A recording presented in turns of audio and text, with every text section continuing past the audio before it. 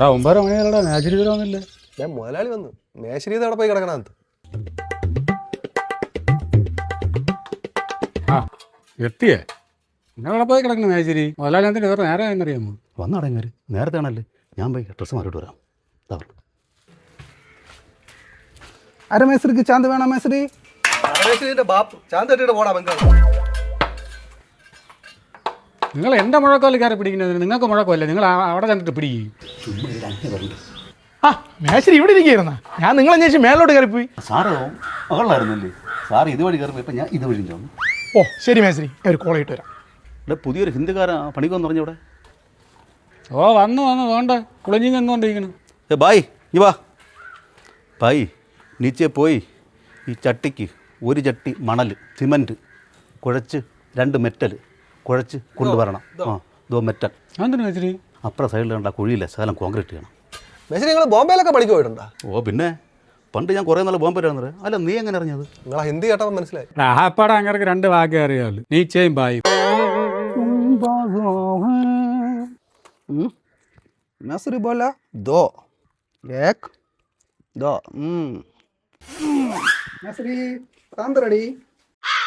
ഇതെന്താ ഐസ്ക്രീം അടയത്? ക്യാ മേസരി മേസരി ബോല ദോ മെറ്റൽ സാന്ത് റെഡിയേ. എന്തൊരു മേശരി, അത് നിങ്ങൾ കോൺക്രീറ്റ് എന്ന് പറഞ്ഞാൽ പോരാ, അവൻ കൊണ്ടുവരികയെന്ന്. പയ്യ നീ പോയി ഒരു 2 ചട്ടി മെറ്റലിട്ട് മണ്ണിട്ട് കുഴച്ച് കോൺക്രീറ്റായി കൊണ്ടുപോയി. ഭയ്യാ പാഗൽ മേസരി.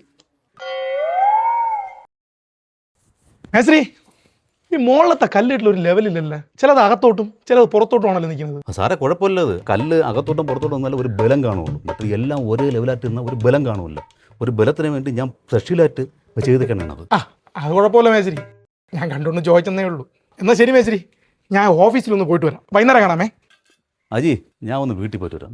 അത് നിങ്ങളെ സ്ഥിരം പരിപാടി തന്നെയല്ലേ. മുതലാളി പോയാൽ നിങ്ങൾ മുങ്ങും. നീ ഒരു കാര്യം ചെയ്യും, ആ ബംഗാളിയെ കൊണ്ട് വിളിച്ചിട്ട് ഒരു പാക്കറ്റ് സിമൻറ്റ് എടുത്ത് ഇതിൽ വെച്ച് അവിടെ ബാത്റൂമിൻ്റെ പണി നടക്കല്ലേ വീട്ടിൽ. എല്ലാം കൂടെ 10-15 പാക്കറ്റായി. എല്ലാത്തിനും ഒരു പരിധി ഉണ്ട് കേട്ടാ. അയ്യോ മുതലാളി വരുന്നു, പോയാ നമുക്ക് പോവാം. ഡേയ് മേശരി പെട്ട് കേട്ടാ, സിമന്റ് എടുത്തോണ്ട് പോണത് മുതലാളി പിടിച്ച്. സാർ പോയില്ലായിരുന്നല്ലേ? അതെൻ്റെ അളിയൻ വീട് കാണാൻ വരുമെന്ന് പറഞ്ഞു, അതുകൊണ്ട് ഞാൻ ഓഫീസിൽ ലീവ് എടുത്തു.